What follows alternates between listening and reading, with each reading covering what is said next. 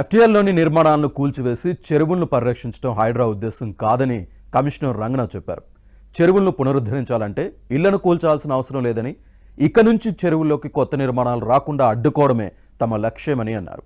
చెరువులు నాలాల పునరుద్ధరణపై మేధావులతో సమావేశమైన హైడ్రా కమిషనర్ రంగనాథ్ వారి సలహాలు సూచనలు తీసుకున్నారు.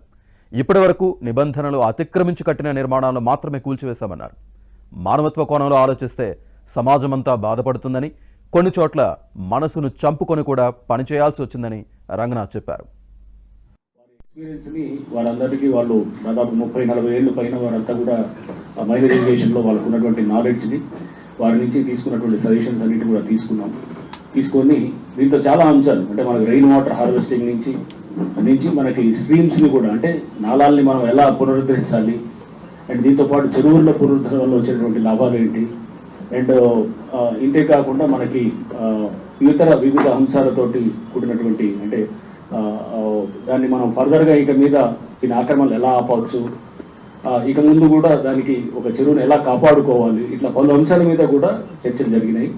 సో చాలా వాల్యుబుల్ సజెషన్స్ అంతా కూడా వారు ఇవ్వడం జరిగింది.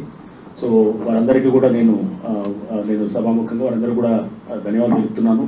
మీరందరూ కూడా టేకింగ్ యువర్ టైం అండ్ మీ అందరూ ఇక్కడికి రావటం అనేది అండ్ మీరు ఇచ్చిన సజెషన్స్ అన్నింటినీ కూడా చాలా మేము it is well taken and దీన్ని ప్రభుత్వ దృష్టిలో కూడా తీసుకువెళ్ళి ప్రభుత్వం గౌరవ ముఖ్యమంత్రి గారు అట్లనే ప్రభుత్వం దృష్టి కూడా మేము తీసుకెళ్ళిన తర్వాత దీంట్లో ఒక కాంప్రహెన్సివ్ ఒక హోలిస్టిక్ ఒక సొల్యూషన్ వచ్చే దిశగా కూడా ఈ ఎస్పెషల్లీ వాటర్ బాడీస్ దీని మేనేజ్మెంట్ అండ్ అట్లానే రిజ్యూనేషన్ చాలా చెరువులు కూడా పునరుద్ధరణ, నాళాల పునరుద్ధరణ ఇట్లాంటి సమస్యలు ఎఫ్టీఎల్ ఫిక్స్ చేసేటప్పుడు ఎలాంటివి మనం వాళ్ళు ఎన్నిటి మీద కూడా ప్రభుత్వం దృష్టి తీసుకెళ్ళి తప్పకుండా దీనికి ఒక పరిష్కార మార్గం కూడా చేయడానికి కూడా మనం ప్రయత్నం